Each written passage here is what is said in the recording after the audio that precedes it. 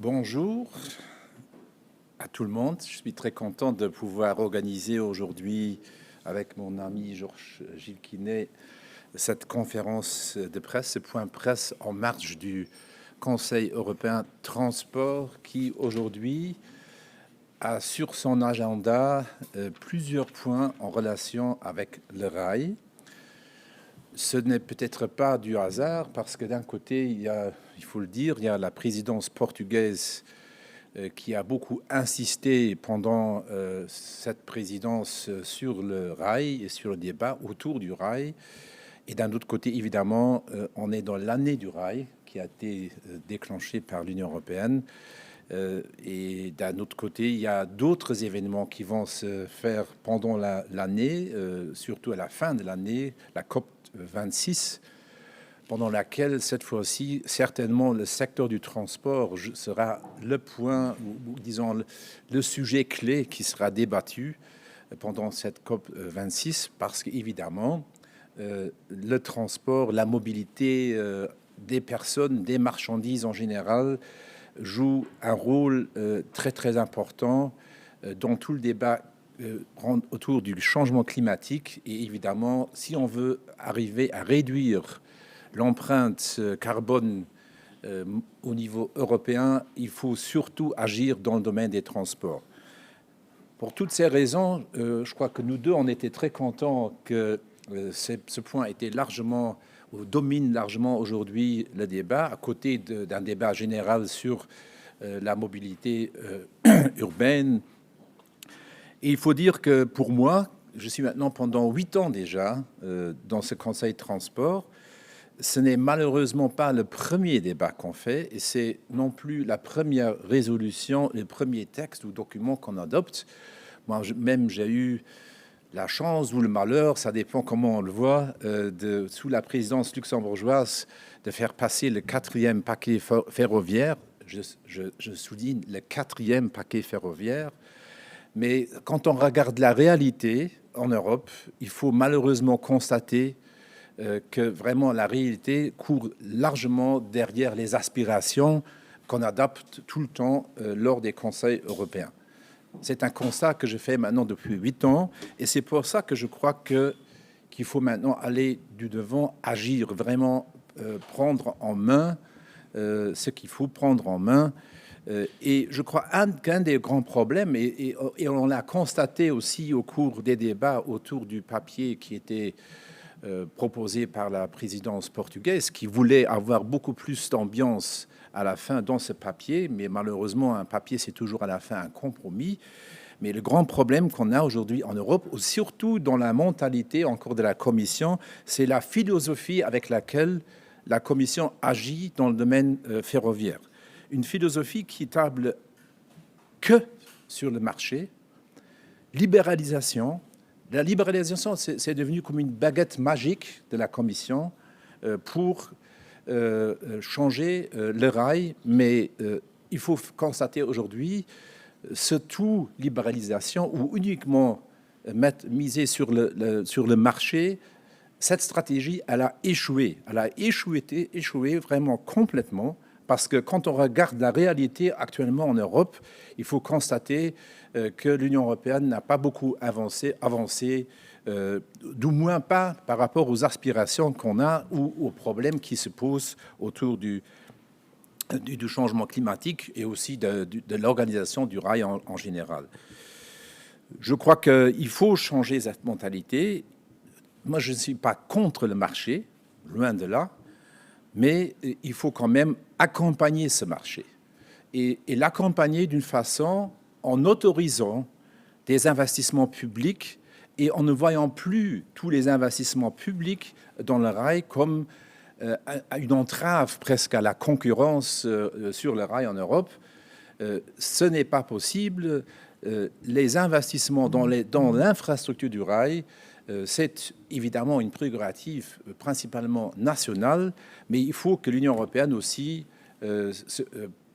soit derrière, pousse derrière. Et surtout, quand je regarde les gros paquets financiers qui ont été ficelés, si bien dans le Green New Deal du vice-président de la Commission, que que dans le paquet de relance qui a été décidé avec les États membres, il faut qu'une bonne partie, pas une bonne partie, au moins une partie substantielle de cet argent vraiment va dans le rail, que soit investi dans des projets concrets du rail.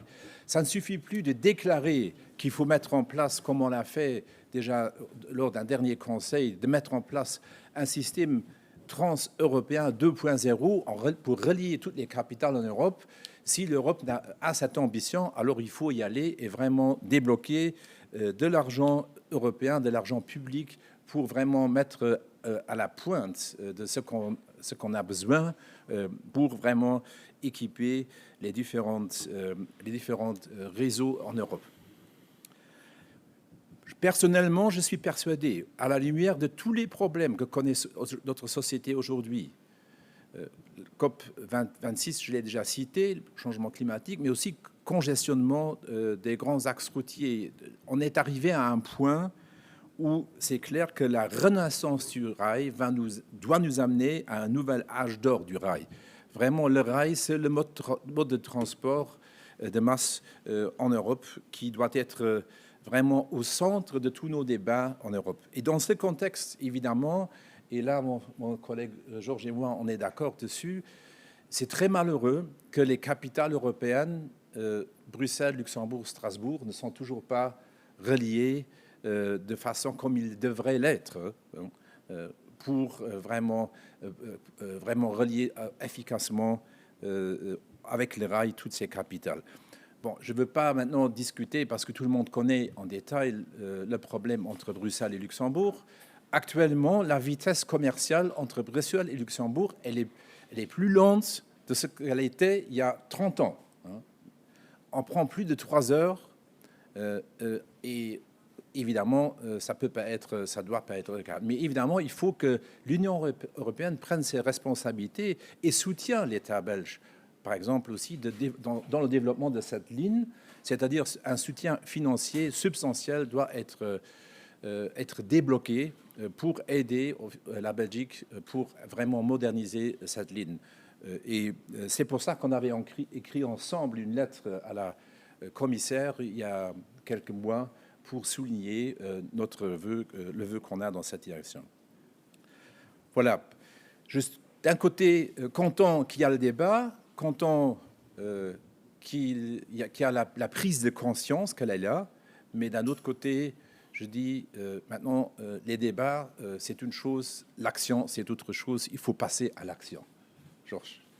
Mais je dois allumer le micro, oui, il fonctionne, François. Je crois qu'il est... allumé. Ok. Il est allumé.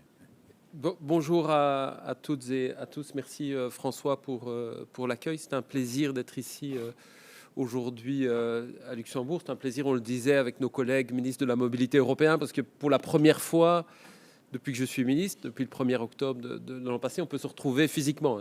C'est important, c'est un plaisir et un honneur d'être ici au Grand-Duché du Luxembourg, à Luxembourg. Et c'est pour moi un plaisir de retrouver François, parce que nous avons travaillé ensemble comme nous n'étions pas encore ministres, quand nous étions députés. Nous faisons partie de la même famille politique. Nous partageons cette tripes,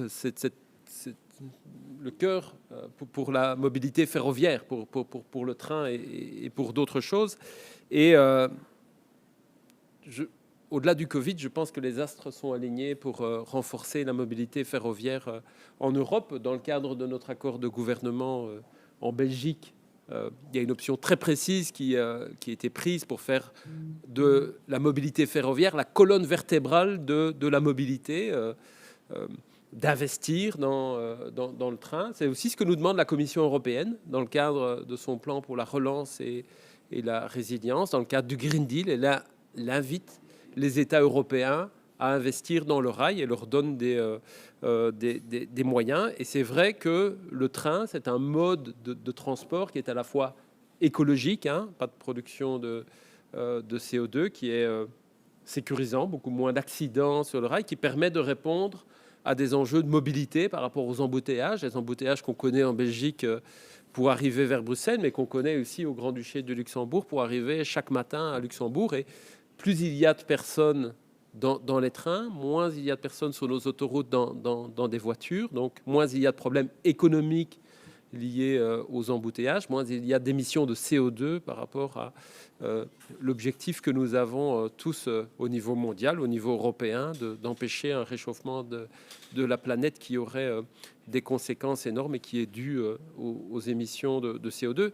Et ça vaut aussi pour le transport de marchandises, hein. Notre accord de gouvernement, François, prévoit, et on est aligné là aussi avec les objectifs européens, de doubler le transport de marchandises par rail. Donc les astres sont alignés, les ambitions sont alignées, et concrètement, elles s'expriment par rapport à la modernisation de cet axe Bruxelles, Luxembourg, Strasbourg. On l'appelle différemment, on peut parler d'axe 3. En Belgique, c'est la ligne 161, 162 que je connais bien puisque j'en suis personnellement riverain. Et il y a un peu plus de 20 ans, c'était d'autres écologistes qui étaient aux responsabilités en Belgique.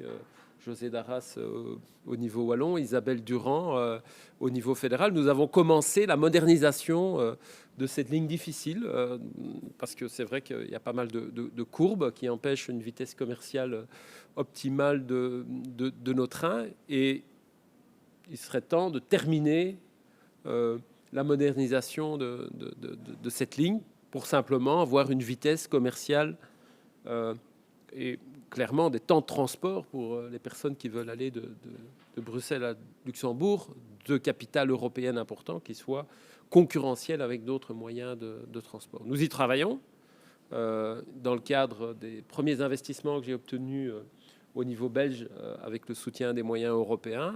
70 millions ont été investis dans le cadre de la modernisation la poursuite de la modernisation de cette ligne. Au total, il nous en faut plus de 300 millions. Et c'est la raison pour laquelle, avec François, très rapidement, nous avons écrit à la Commission européenne, à la fois pour lui dire l'importance du rail dans la mobilité de demain, mais aussi l'importance de donner des moyens à cette mobilité internationale, parce qu'au-delà de Luxembourg, c'est Strasbourg, au-delà de Strasbourg, c'est la Suisse, au-delà de la Suisse, c'est l'Italie. Et donc, ce sont des lignes qui sont très importantes, à la fois pour le transport des voyageurs, pour concurrencer le transport aérien qui est beaucoup plus polluant, pour transporter le transport par camion, pour ce qui concerne le transport des marchandises. Donc, c'est un axe qui est pour nous essentiel et qui fait partie de l'axe ferroviaire mer du Nord, port d'Anvers, port de Zeebrugge, Méditerranée, hein, Lyon, et donc qui doit être investi pour répondre à cet objectif de diminution des émissions de CO2. Un train de marchandises sur les rails, c'est 50 à 70, 100, certains disent, camions qui ne sont pas sur nos routes. Nous avons été très heureux de recevoir une réponse positive du vice-président de la Commission, Frans Timmermans, de la commissaire européenne qui est en réunion aujourd'hui avec nous en charge des transports, Madame Valéane, qui dit voilà, nous sommes intéressés pour vous aider, mettons en place un groupe de travail. N'hésitez pas à introduire des projets dans le cadre du futur appel à subvention qui s'appelle Connecting Europe Facility, excusez-moi pour l'acronyme, CEF. On va analyser avec intérêt votre demande de subvention et nous allons introduire à l'automne effectivement une demande pour nous aider à trouver les moyens complémentaires qui sont nécessaires et d'autres demandes à l'échelle belge, mais je pourrais vous en parler, mais je ferai ça dans une conférence de presse en Belgique puisqu'il y a d'autres besoins ferroviaires, il n'y a pas que l'axe 3. Plus largement, je voudrais parler des liaisons entre le Grand-Duché et la Belgique, et principalement la province de Luxembourg. On sait qu'il y a beaucoup de travailleurs belges qui, chaque jour, font le déplacement jusqu'au Luxembourg. L'ambition d'offrir une alternative ferroviaire puissante qui les encourage à laisser leur voiture à la maison et de venir travailler plutôt en train, rejoint nos objectifs environnementaux, rejoint les objectifs de mobilité. On va aussi y travailler avec François, indépendamment de l'axe 3, qui est plutôt un axe international. Je pense qu'on doit absolument utiliser l'opportunité les opportunités qui sont là devant nous. 2021, année européenne du rail, le fait que la Commission européenne ait décidé de ce Green Deal et décidé de réinvestir enfin dans la mobilité ferroviaire, même si c'est pas toujours suffisant à nos yeux, qu'on essaye en réunion avec les collègues européens de toujours la pousser un peu plus loin en la matière, offre des perspectives qui sont tout à fait intéressantes. Et je l'ai dit, nous avons au niveau belge, depuis le 1er octobre, déjà fait des premiers pas avec les 70 millions que nous avons déjà dégagés pour essayer d'accélérer ces travaux. Il y avait un journaliste qui, je pense, est ici présent à ma droite, qui me disait, parce qu'on était jeudi à Attu, on a aussi réalisé des investissements au port sec d'Attu, aux 3 frontières, entre la Belgique, la France et le Luxembourg. Mais depuis que j'ai commencé et que j'ai reçu ma carte de journaliste, on me parle de la modernisation de l'axe Bruxelles-Luxembourg. Il était un peu taquin, il n'a pas tout à fait tort non plus, mais je veux dire qu'on investit et on essaye d'investir en Belgique vraiment avec les effets les plus rapides. C'est ce qu'on a fait à Attu, vraiment, avec vraiment une amélioration substantielle de la capacité à constituer des convois de transport de marchandises de façon efficace. On veut aussi le faire pour le transport des personnes et un peu des marchandises, parce que la ligne n'est pas seulement une ligne de transport de personnes sur cet axe important. Et puisqu'on est aujourd'hui, et je conclus là-dessus, dans une réunion européenne, dans un Conseil européen, c'est ça aussi l'Europe.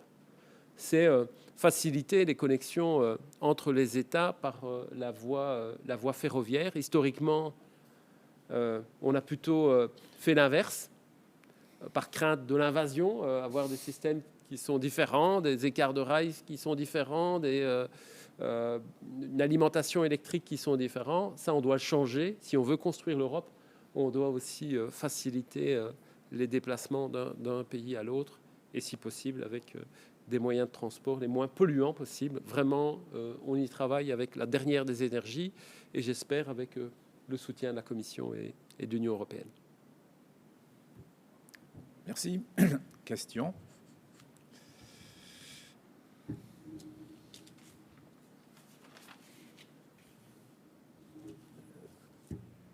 ne sais pas qui distribue la parole. Ah.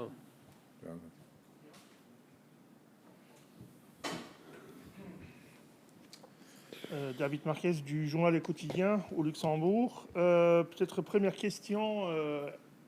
Vous n'avez pas cité de perspective au niveau de la date pour Bruxelles. Ça dure depuis très longtemps, on l'a bien compris. Les investissements sont annoncés. Le soutien de la Commission devrait être alors concrétisé en automne, que vous avez dit. Mais au niveau perspective date, est-ce que vous pouvez vous avancer déjà aujourd'hui ? Je m'attendais à la question. Le calendrier actuel, en fonction des investissements qui sont prévus sur base pluriannuelle, nous conduit jusqu'en 2028. L'enjeu du plan Boost, qui porte bien son nom au niveau belge, que très rapidement j'ai mis en place après mon entrée en fonction, c'est il y a moins d'1 an, donc merci pour votre compréhension à mon égard. On ne peut pas changer comme ça les choses d'un claquement de doigts. L'enjeu de la demande que nous émettons avec François pour un financement complémentaire de la part de la Commission, c'est de raccourcir ces délais. Mais je pense qu'en matière... j'ai appris en quelques mois qu'en matière ferroviaire, il ne fallait pas s'engager trop rapidement sur des délais. Moi, je ne souhaite pas annoncer des délais raccourcis qui feraient les titres de vos journaux. Enfin, en 2024, en 2026, on va y arriver. Je peux juste vous dire qu'on va faire tout ce qui est dans notre possible pour raccourcir les délais qui, pour le moment, en fonction des moyens dont nous disposons, sont fixés à 2028. Mais l'enjeu, c'est vraiment d'accélérer la finalisation de ces travaux. Donc actuellement, si vous l'avez bien en tête, à partir de Libramont jusqu'au Luxembourg, je pense qu'on a fait le gros du travail. On est en train d'achever la sortie de Bruxelles pour le RER jusque Jean-Blou, Namur, Ciney, c'est bon. Et la difficulté est entre Ciney et Libramont. On doit encore corriger des courbes qui sont compliquées et renforcer la robustesse du réseau. Et Si le temps de transport a été allongé, comme François l'a souligné, et comme on le souligne rapidement, hein, c'est un peu frustrant que dans les années 60-70, on mettait moins de temps, c'est aussi parce qu'on réalise des travaux. Et pendant qu'on réalise des travaux, on ne peut pas assurer la même vitesse commerciale. Donc c'est un mal pour un bien. Mais pour répondre à votre question, le plus rapidement possible, et pour le moment 2028, mais on essaye d'avoir les moyens pour raccourcir ces délais. Dans ce contexte, pour le ministre Bausch, est-ce qu'il est envisagé de la part du gouvernement luxembourgeois de cofinancer aussi ces travaux, comme c'est le cas avec la France au niveau de la Lorraine? Bonne question. Alors, actuellement, non. Nous, on a modernisé complètement la partie luxembourgeoise de cette ligne. Évidemment, on est toujours intéressé à discuter aussi avec la Belgique pour voir de quelle manière est-ce qu'on peut aider aussi à avoir plus de qualité. Mais ça peut être peut-être en investissant, mais ça peut être aussi, par exemple, parce qu'on doit discuter à la fin, quand la ligne sera modernisée sur les trains, qui va payer l'exploitation des trains, etc. Il y a beaucoup de choses à discuter. Je crois que surtout, à la lumière de la première rencontre maintenant du gouvernement luxembourgeois qui sera en juillet à la Geisel au Luxembourg, on va certainement essayer de dégager peut-être déjà des pistes concrètes là-dessus. Vous avez parlé des autres liaisons qui relient le Luxembourg à la Belgique. Est-ce que de votre côté, il y a aussi des travaux et des investissements prévus sur l'axe Luxembourg-Liège? Merci. Sur l'axe Luxembourg-Liège, donc via Gouvy, on a pas mal investi puisqu'il y a maintenant une liaison qui est horaire. C'était un train toutes les 2 heures. Et donc, dans le cadre de notre nouveau plan de transport qui vise à augmenter le nombre de trains, cette liaison est horaire. Ça, c'est un investissement, je dirais, humain, hein, parce que faire rouler un train a des coûts qui sont des coûts de personnel et des coûts de frais de sillon et d'électricité. A priori, il n'y a pas de travaux d'infrastructure qui sont prévus supplémentaires qui sont prévus sur cette ligne Liège-Luxembourg via Gouvy. La priorité dans les liaisons est effectivement de terminer l'axe Bruxelles, Namur, Luxembourg. Il y a aussi un troisième axe qui est Virton-Luxembourg, hein, par la ligne de la Tumeuse. On essaye de trouver des solutions pragmatiques dans le cadre des budgets qui sont les nôtres, avec, il faut le dire, un héritage qui n'est pas toujours évident en tant que nouveau ministre de la Mobilité, c'est que trop souvent, le rail a été dans notre pays, je ne peux pas juger pour le Luxembourg, la variable d'ajustement budgétaire. C'est là quand on devait faire des économies, on allait chercher des moyens. Donc il y a des endroits de notre réseau en Flandre et en Wallonie qui nécessitent un renforcement, hein, donc des travaux passés qui n'ont pas été réalisés. Si on ne les fait pas, on risque d'avoir vraiment des ruptures de service. Il faut investir un peu partout pour le moment. Mais donc, pour ce qui concerne les liaisons entre la Belgique et le Luxembourg, la priorité, c'est l'axe 3, la ligne Arlon-Luxembourg, et éventuellement des solutions pour augmenter les fréquences. Mais de nouveau, là, je ne souhaite pas m'avancer avec des promesses avant qu'on ait pu analyser les choses. Mais les bonnes relations entre les deux ministères et la volonté de travailler ensemble, je l'espère, d'ici à la fin de la législature belge et d'ici 2023, j'espère nous permettront d'avancer encore en renforçant les services ferroviaires entre nos deux pays. Oui, les dames d'abord, peut-être. Oui.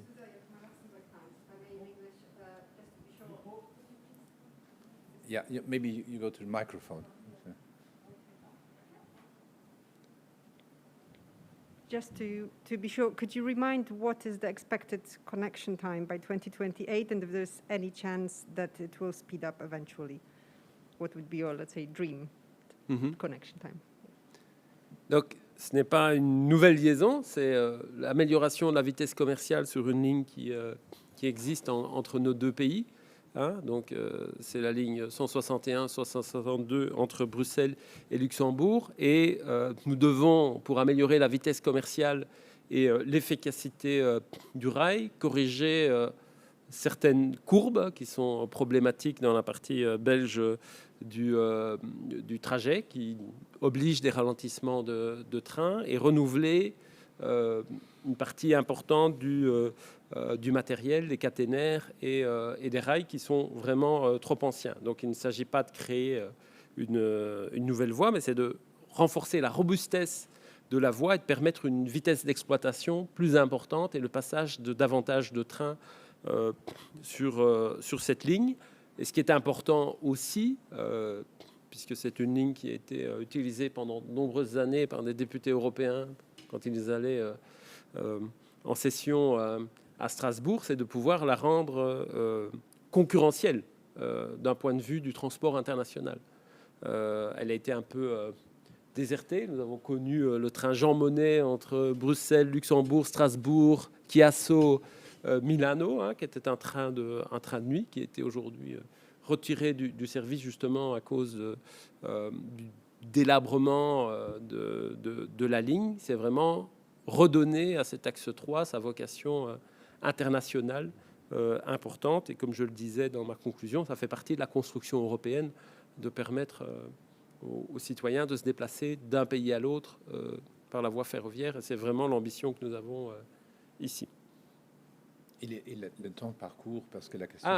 Sur le temps de parcours, donc de nouveau, c'est un peu comme sur la question qui était posée sur les délais de réalisation. Je pense que pouvoir diminuer le temps de parcours d'une demi-heure entre nos deux capitales serait déjà un premier pas, mais on a l'ambition d'aller plus loin. Mais je ne veux pas annoncer... Je ne veux pas que le titre de l'avenir de Luxembourg de demain ou du quotidien sera demain 2 heures entre Luxembourg et Bruxelles. Ce serait impétueux de ma part, mais l'objectif est vraiment de diminuer ce temps de parcours. Et je l'ai dit, d'être concurrentiel par rapport à d'autres moyens de déplacement, si ce n'est que le train est déjà concurrentiel parce qu'il est confortable dans un train, je le dis toujours. On fait sa sieste, on discute avec son voisin, on ouvre son ordinateur, on lit un livre. On admire le paysage qu'on ne peut pas faire quand on est au volant de sa voiture, au-delà des aspects de pollution et d'impact sur l'environnement.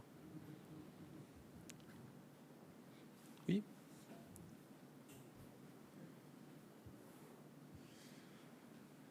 Vous avez parlé de 70 millions qui avaient été engagés depuis que vous êtes en charge de la mobilité. Ils ont servi à quoi par rapport aux travaux qui étaient déjà en cours ?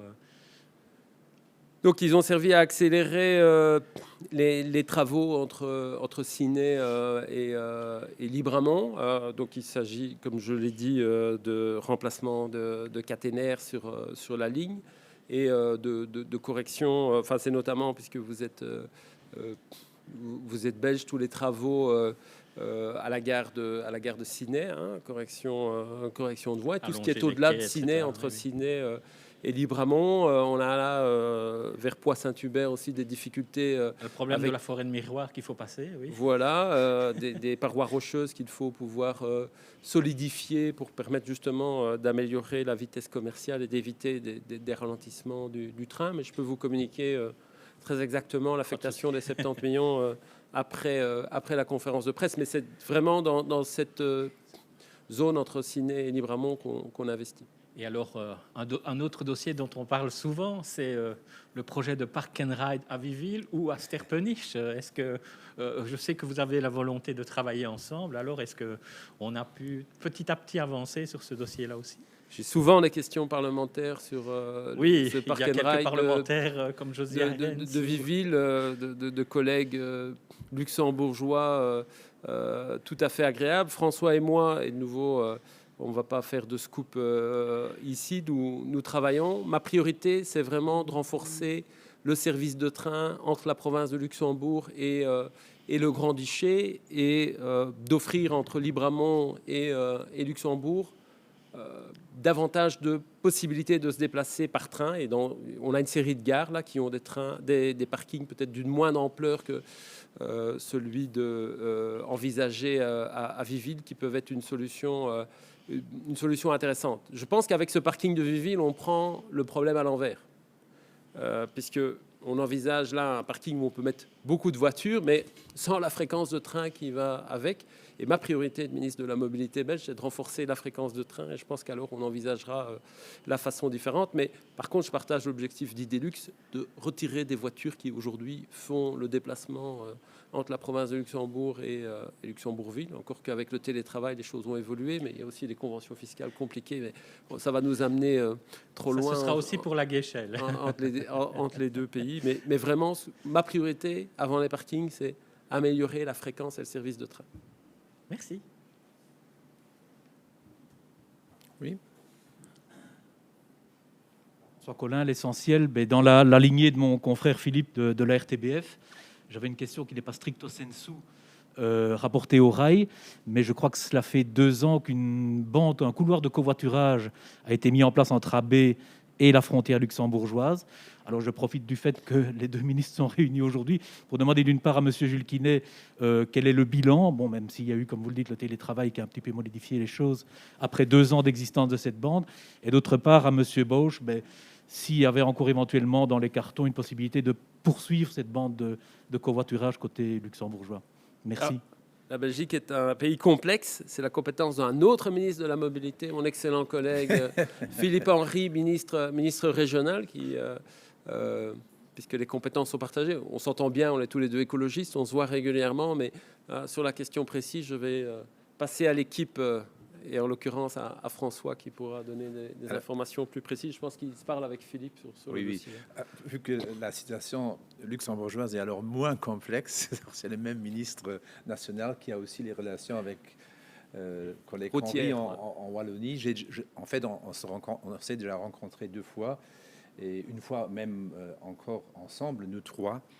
Et nous, on a un projet, effectivement, de prolonger la bande de covoiturage aussi du côté luxembourgeois. Le seul problème que nous, on a par rapport à ce qui a été réalisé en Belgique, c'est parce que nous, on préfère en fait de mettre la bande de covoiturage au milieu et pas du côté droit, pour des raisons de sortie d'autoroute. C'est plus logique. Il faut savoir que le prédécesseur de Georges au ministère et aussi de Henry en Wallonie, tous ils avaient une idée fixe, en fait, de créer cette bande de covoiturage, et ils nous ont informés en tant que Luxembourg seulement le moment où leur projet était déjà finalisé, c'est-à-dire pas construit, mais vraiment mis sur la route, en disant, pour être clair. Et maintenant, il faut voir, parce que nous, on a des problèmes, on peut pas élargir, comme ça a été fait en Belgique, uniquement la bande d'arrêt d'urgence et créer des arrêts d'urgence à côté, parce qu'on a beaucoup plus d'échangeurs du côté luxembourgeois. C'est-à-dire, pour nous, ce serait intéressant de la mettre au milieu. Maintenant, il faut voir comment est-ce qu'on va faire la connexion avec le côté belge, mais on va trouver des solutions techniques certainement. Mon administration des ponts et chaussées est en train d'étudier en détail comment on peut vraiment mettre en place ces systèmes, mais il est prévu, c'est-à-dire au cours des prochaines années, on va élargir dans ce sens un peu cette autoroute pour créer une bande de covoiturage aussi du côté luxembourgeois.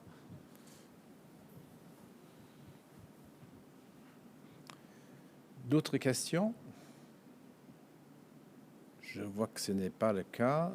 Alors, je vous remercie pour votre présence ici et probablement à une prochaine étape lors de la Guéchelle en juillet. Merci beaucoup. On continue de se parler et d'avancer. Et ce que François a pu faire depuis quelques années ici au Luxembourg est très inspirant sur la place du vélo, sur les transports en commun accessibles, gratuits. On n'a pas les moyens en Belgique à ce stade, mais on continue vraiment de travailler ensemble au profit d'une mobilité plus durable.